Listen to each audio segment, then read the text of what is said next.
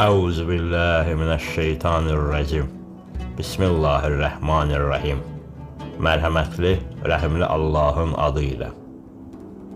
Əhya gecələri nə deməkdir? Əhya, ərəb dilində oyaq qalıran mənasını daşıyır. Quran Ramazan ayında mübarək Qədir gecələrindən birində nazil edilmişdir. Qur'an-ı Kərimdə buyurulur: Həqiqətən, biz onu Qədir gecəsi nazil etdik. Sən nə bilirsən ki, nədir Qədir gecəsi?